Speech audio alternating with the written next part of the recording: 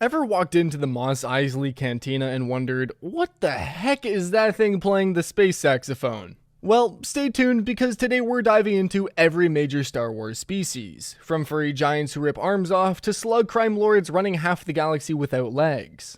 These species aren't just window dressing, they're living cultures making this galaxy feel real. The Rebel Alliance succeeded because Mon Calamari built fleets, Solistans navigated hyperspace, and Bothans died getting Death Star plans.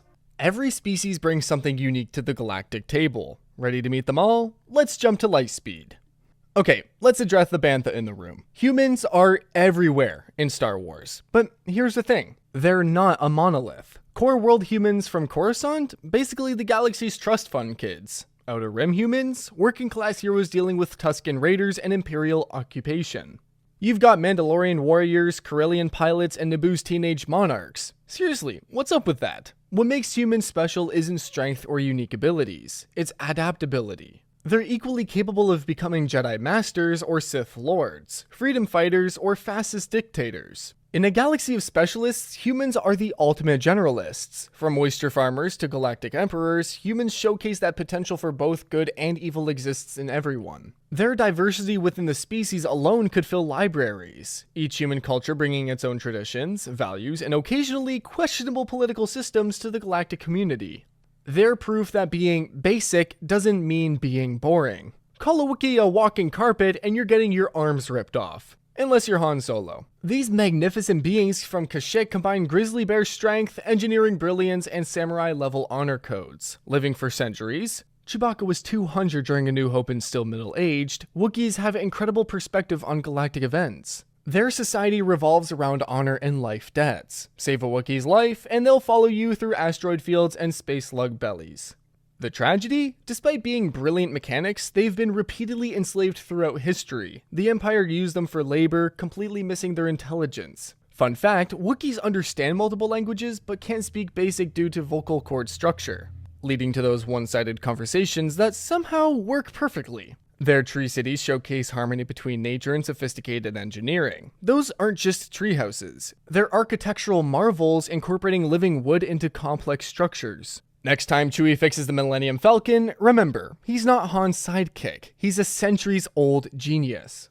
Let's get one thing straight, the galaxy's treatment of Twi'leks is problematic AF. Yes, many work as dancers, but that's because centuries of exploitation pushed them into industries where their exotic appearance provides economic opportunity. Look deeper and find revolutionaries. Cham Syndulla led resistance movements against separatists and Empire. His daughter Hera became the rebellion's best pilot and a New Republic general. Ayla Secura was a Jedi Master who could fight anyone. Those headtails? Look who?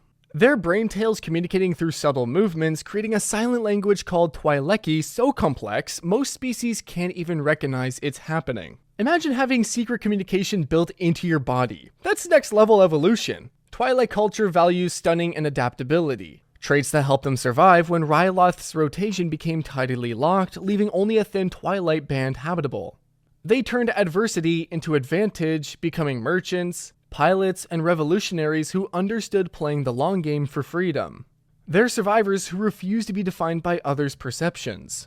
Poor Greedo gets shot by Han Solo, who definitely shot first, and suddenly every Rodian is labeled a second-rate bounty hunter. But Rodians have a fascinating culture built around the hunt, not always for bounty, but as spiritual practice.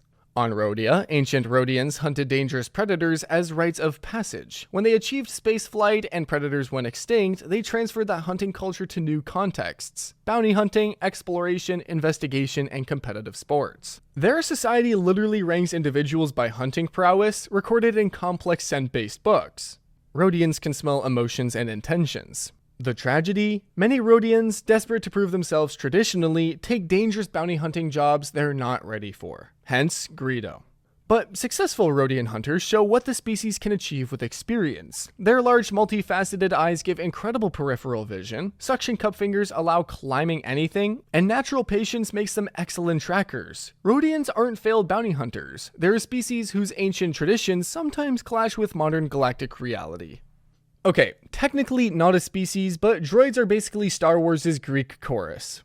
They reflect our hero's humanity while being decidedly non-biological. R2-D2's loyalty, C-3PO's anxiety, K-2SO's sass, L-337's revolution. Droids show consciousness and personality aren't limited to organic life. What's fascinating is how different cultures treat droids. Empire sees tools, Rebellion sees partners. Some planets ban them entirely, others rely on them completely. The fact droids develop personality quirks and independence when not memory wiped raises uncomfortable questions about consciousness, freedom, and what constitutes a person. Every time a droid saves the day, literally every movie, it reminds us value doesn't come from biological origin, but from choices and actions. They're responsible for 90% of the saga's best one-liners. I have a bad feeling about this. It's different in binary. Whether beeping, translating, or calculating odds of successfully navigating asteroid fields, droids prove that sometimes the most human characters aren't human at all. Yoda species. Here's something mind-blowing. After nearly 50 years of Star Wars, we still don't know what Yoda's species is called. No home planet, no culture, nothing. Lucasfilm keeps this lock tighter than Death Star plans. What we do know is incredible. Every single member we've seen has been incredibly Force-sensitive. Yoda, Grand Master of the Jedi Order for centuries. Yaddle, Jedi Master who sacrificed herself saving a planet. Grogu, lifting mudhorns at age 50 like it's nothing. That's a 100% Force sensitivity rate, absolutely unheard of.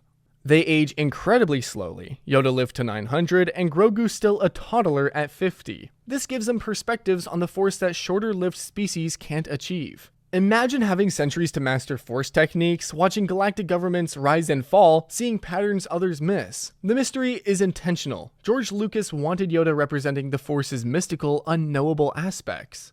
By keeping the species mysterious, they become living embodiments of the Force's own inscrutability. Zabrak. Zabraks combine fierce independence, natural Force sensitivity, and a culture treating pain as a teaching tool. These horned humanoids from Iridonia, and later Dathomir, produce some of the galaxy's most intense Force users. Take Darth Maul. Sure, he's a Sith Lord, but he's also a product of Dathomirian Zabrak culture where survival of the fittest isn't just a saying. It's Tuesday. The Night Brothers of Dathomir live under Night Sister rule, selected for breeding or servitude. Harsh, but it produces warriors channeling pain into power. Not all Zabraks are Darksiders though. Jedi Masters Eth Koth and Agan Kohler served on the Council. What makes Zabrak special is their endurance, physical and mental. Two hearts give incredible stamina, their pain tolerance borders on supernatural, and facial tattoos tell personal stories of triumph and tradition. The horns aren't just intimidating, they're sensory organs detecting subtle vibrations, giving combat advantages.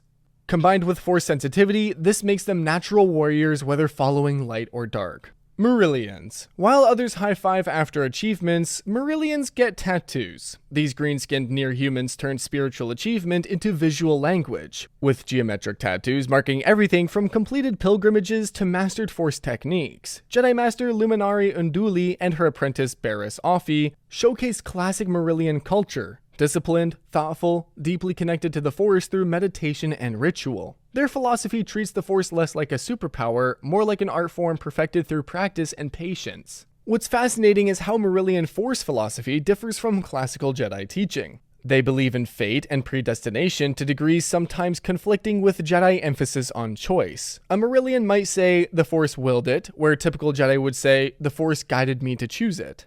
This subtle difference creates rich philosophical discussions in temples. Their tattoos aren't just personal. They're cultural archives. An elder Mirialian's face tells their life story to anyone who can read the symbols. In a galaxy where history is often lost to war, Mirialians carry achievements and wisdom literally written on their skin.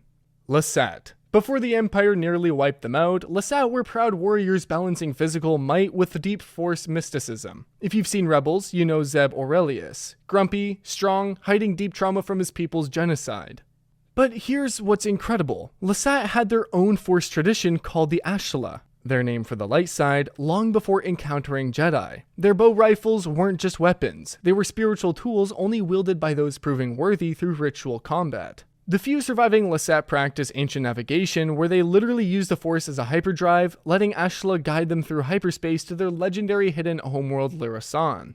That's not using the Force, that's becoming one with it in ways making Jedi look like beginners. Their near extinction by the Empire makes every surviving Lasat living history. They're rebuilding not just population, but an entire force tradition predating the Jedi Order. Talk about pressure to get it right. Every Lasan carries the weight of preserving ancient wisdom while adapting to a changed galaxy.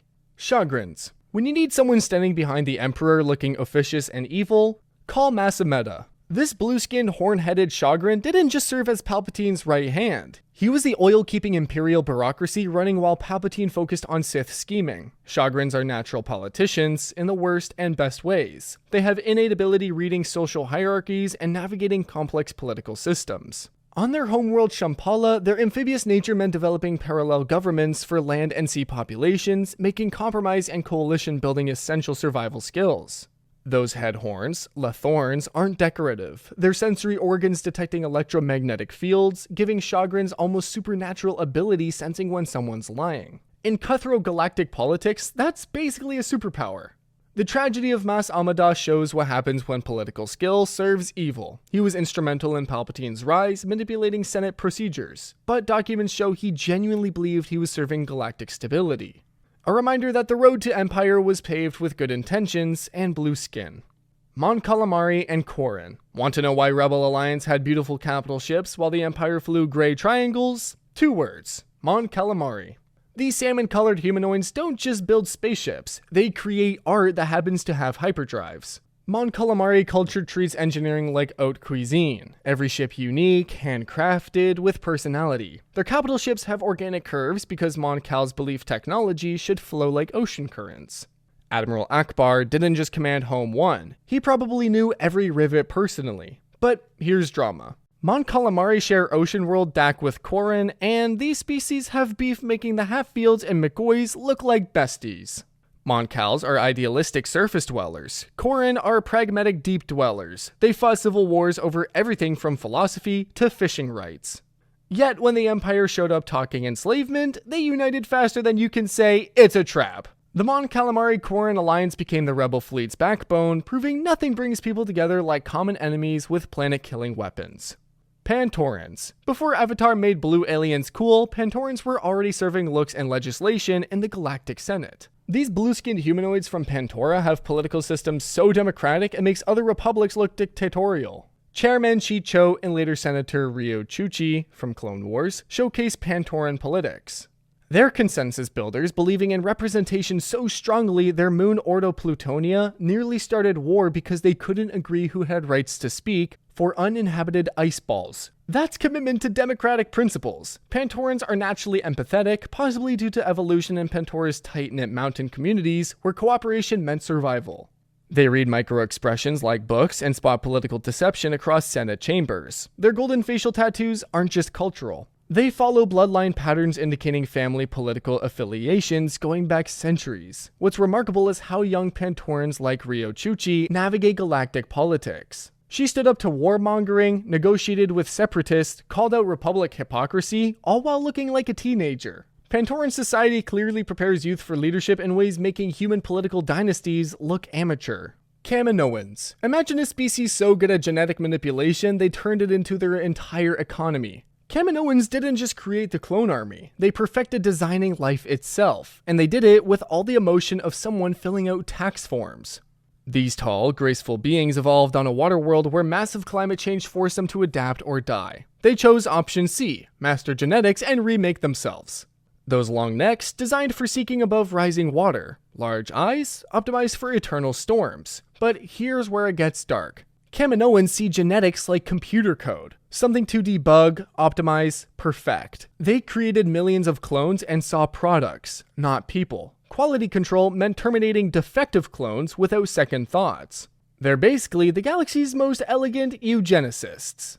Prime Minister Lama Su epitomized cold efficiency, discussing creation and deployment of living beings like quarterly reviews. Yet their clones developed individuality despite Kaminoan efforts to suppress it. The tragedy of Kamino. Trying to control evolution, they proved life finds ways to be unpredictable. Hutts. How do species with no legs moving at 0.5 miles per hour looking like melted candles run the galaxy's most powerful crime syndicates? Welcome to the Hutt paradox, where being a giant slug is actually a power move. Hutts live over 1,000 years, meaning Jabba wasn't just a crime lord, he was a living institution. While others plan quarters, Hutts plan centuries. That Tatooine palace? Jabba's great-grandfather probably started that protection racket. Their biology is perfectly adapted. That size isn't fat, but complex organ systems surviving on minimal food for years. They're hermaphroditic, continuing lineages without partners. Skin mucus makes them immune to poisons and mind tricks. Basically unkillable crime potatoes. Hutt space operates as semi-autonomous regions where Republic/Imperial law doesn't apply. They've turned crime into governance, with clan rivalries replacing political parties. But not all Hutts are criminals. Some run legitimate businesses just happening to come from cultures where hostile takeover involves actual hostility. They're proof that with enough time and slime, crime really does pay. Trandoshans. Trandoshans worship a goddess called the Scorekeeper who literally tracks how many impressive things you've killed.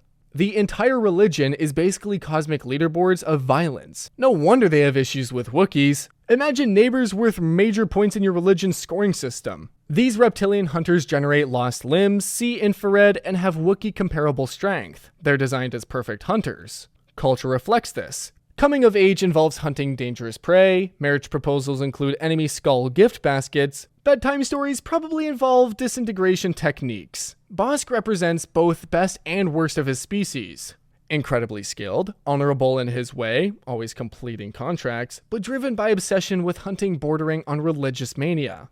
His Chewbacca rivalry isn't just personal, it's theological. The tragedy? Trandoshans could be incredible allies. Hunting skills could track criminals, regeneration could revolutionize medicine, infrared vision could aid rescue operations. But cultural focus on predation limits them to mercenary work, creating self-fulfilling prophecies where the galaxy sees only hunters because that's primarily how they present themselves. Weequays. Weequays prove that even in high-tech galaxies, some people just want to worship gods, sail space lanes, and occasionally engage in light pillaging. These leather-skinned humanoids from Sri Lur have culture so intensely religious, it makes Jedi look like casual Force users. Their religion centers around God Quay, hence Weequay, meaning follower of Quay, influencing everything from naming conventions to career choices. Traditional Weequays don't use personal names within clans. They communicate through pheromones identifying individuals. Only when dealing with off-worlders do they adopt names, usually describing jobs or temperament. Hondo Onaka from Clone Wars showcases peak Weequay energy, charismatic, opportunistic, making piracy look like legitimate business models. His pirate crew operated more like corporations with HR violations than traditional criminals. Weequays form tight-knit crews bound by religious oath, incredibly loyal until someone offers better profit margins. Their homeworld sits at Hutt Space's edge, explaining lots. Generation served as Hutt enforcers, not from loyalty, but because it pays well and lets them practice combat traditions. Nikto. Nikto are like reliable friends, always there when needed, but everyone forgets their birthdays. These reptilian humanoids come in 5 subspecies: red, green, mountain, pale, and southern, each adapted to different environments on radioactive homeworld Kintan. Their tragedy started early. Ancient Nikto were enslaved by Hutts over 25,000 years ago. The Treaty of Von Tour technically made them vassals, not slaves, but when your entire species is contracted to serve crime slugs, distinctions become academic. What makes this worse? Nikto are incredibly capable. Strong, intelligent, radiation resistant, with natural armor plating. Red Nikto have enhanced reflexes, green are amphibious, mountain have climbing abilities, their evolution Swiss Army knife. Yet the galaxy knows them primarily as Hutt enforcers, palace guards, background muscle. Even media representation follows this pattern. They're aliens standing behind villains looking menacing. Massive waste of potential, speaking to how systemic oppression limits entire species to narrow roles. Some Nikto broke free, joining rebellions, becoming independent bounty hunters, establishing colonies away from Hutt influence. But for every success story, hundreds remain trapped in servitude cycles beginning before human civilization existed. Mandalorians. Technically, Mandalorians aren't species. They're creeds, cultures, ways of life transcending biology. You could be human, Twi'lek, even Wookiee, and following the Resolnair, 6 actions, makes you Mandalorian. It's the galaxy's most inclusive warrior culture. But let's discuss why Mandalorians are the warrior culture everyone measures against. Philosophy is simple. Combat is life's truest test. Armor is sacred, weapons are religion. They turned warfare into art where single Mandalorians and Beskar armor equals squadrons of regular troops. The Mandalorian Wars showed what happens when this culture mobilizes, nearly conquering the Republic through superior tactics and audacity. Strategy wasn't just military, but psychological. T-visor helmets, deliberately intimidating. Never removing helmets publicly creates mystery auras. This is weaponized culture. What's beautiful is evolution. New Mandalorians tried pacifism, didn't stick. Death Watch went extremist. Din Djarin's covert treats old ways as religious law. Bo-Katan balances tradition with pragmatism. Beskar armor isn't just protection, it's inheritance, passed through generations, each set wearable family history. Togrutas. Togrutas happen when you evolve as pack hunters, then discover Force sensitivity. These colorful humanoids with distinctive head, tails, and facial markings bring unique perspectives to hunting and Force use. Those head tails, distinct from Twi'lek Leku, aren't decorative. They're echolocation organs sensing movement through vibrations. Combined with Force sensitivity, you get beings tracking prey, or enemies, through multiple sensory dimensions. Shakti and Ahsoka Tano didn't become legendary Jedi accidentally. Their species is built for spatial awareness. Togruta culture emphasizes community over individuality, creating interesting tensions with Jedi philosophy. They naturally think pack rather than self, making excellent team players but sometimes struggling with Jedi emphasis on personal enlightenment. Ahsoka's journey from Padawan to independent Force user mirrors this cultural tension. Their homeworld Shilly is covered in scrublands where they hunt in groups using natural camouflage and coordinated tactics. Pack hunting traditions translate perfectly to military operations. Togruta soldiers don't just follow orders, they instinctively coordinate movements like single organisms. Those colorful patterns actually serve as camouflage in Silly's red-white grasslands. Clawdites. Imagine having ultimate poker faces because you can literally change entire faces. Clawdites are the galaxy's natural shapeshifters, turning abilities into careers from entertainment to espionage to assassination. Sam Wessel from Attack of the Clones showcased peak Clawdite potential, bounty hunters becoming anyone, infiltrating anywhere, disappearing into crowds. But shapeshifting isn't simple. It requires intense concentration, burns massive calories, prolonged shifts cause painful muscle cramps. Basically full body workouts happening to make you look different. Clawdite culture on Zolan is surprisingly rigid for shape changers. They have strict rules about appropriate shifting, viewing unnecessary shifting as deceptive or rude. Imagine growing up where natural abilities are simultaneously greatest assets and social taboos. Shapeshifting evolved as survival mechanisms when Zolan's climate changed radically. They chose adaptation so hard they now mimic other species entirely. But gifts come with existential questions. When you can be anyone, who are you really? Tragedy. Incredible abilities pigeonhole them into deceptive professions. The galaxy sees Clawdites thinking spy, not doctor, pushing many into professions reinforcing stereotypes. Geonosians. Geonosians prove never underestimate beings looking like insects. These winged humanoids didn't just manufacture separatist droid armies. They designed the Death Star. Let that sink in. The galaxy's most feared weapon sketched by bugs. Hive-based society makes them naturally suited to massive construction. Geonosians think colonies, not individuals. Single Geonosians seem weak, but hives build continent-spanning factories. Architecture is organic, grown as much as built, creating structures following insect rather than humanoid logic. Caste systems are rigid. Winged aristocrats, wingless workers, queens controlling through pheromones. Basically space feudalism with extra chitin. Poggle the Lesser represented aristocrats, making Count Dooku deals while workers died below. What's dark is entertainment. Those Attack of the Clones arena executions, that's their Monday Night Football. They've turned violence into spectacle where watching creators tear apart is considered cultured.